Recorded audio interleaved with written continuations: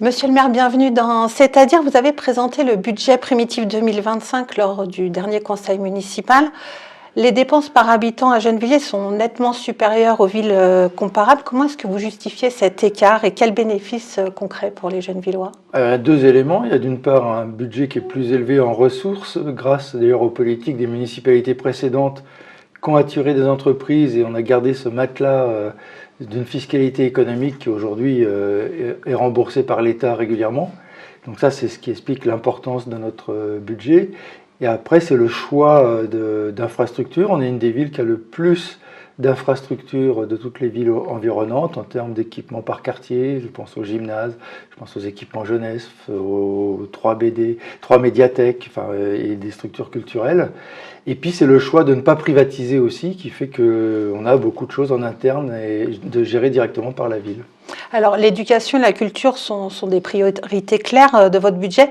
Est-ce que vous pouvez nous donner des exemples précis de projets qui seront financés et comment ces investissements vont améliorer la vie des Gennevillois? Déjà, nous faisons beaucoup pour améliorer les structures, c'est-à-dire que les écoles, nous les rénovons. Là, nous avons reconstruit une école avec l'école Joliot-Curie, nous allons rénover l'école Henri Vallon aux Agnettes.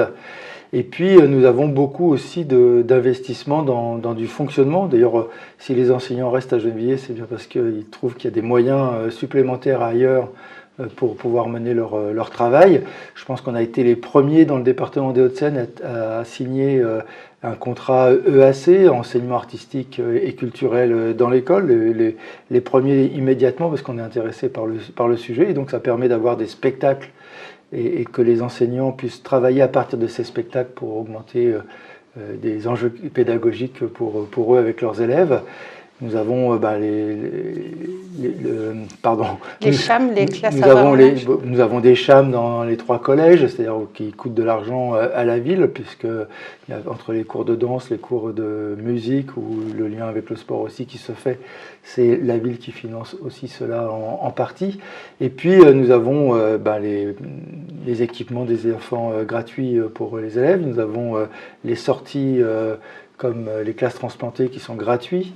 Et donc beaucoup d'éléments que l'on garde, puisque toutes les villes ne font plus forcément d'ailleurs des classes transplantées. Et les fournitures scolaires aussi, par exemple, ce n'est pas le cas dans toutes les villes? Non, ce n'est pas le cas dans toutes les villes et nous travaillons sur cette gratuité-là. Mais c'est surtout les échanges, y compris pour aider à la pédagogie des enseignants. Et puis le fait que, par exemple, dans notre ville, on est certainement la ville, avec peut-être Nanterre à vérifier, mais la seule ville qui a aussi peu d'enfants par classe, puisque nous sommes à environ 24 élèves par classe. Alors ça, c'est essentiellement déjà budgété, puisque c'était déjà le cas en 2024, mais en 2025, est-ce qu'il y a d'autres choses qui sont prévues? Dans le choix, dans l'école Henri Vallon, par exemple, on va commencer à la financer maintenant. Et donc c'est l'équivalent de plus de 20 millions d'euros qui vont être mis pour rénover cette école et faire en sorte qu'à la rentrée septembre 2027, les enfants des Agnettes rentrent dans une école neuve. C'est aussi, j'ai oublié d'en parler, la rénovation des centres de loisirs maternels que nous avons fait sur plusieurs années. Et donc nous allons continuer à dérouler notre plan d'investissement centre de loisirs maternels, centre de loisirs et écoles pour continuer d'améliorer le cadre dans lequel les enfants peuvent mener des activités artistiques, culturelles et éducatives.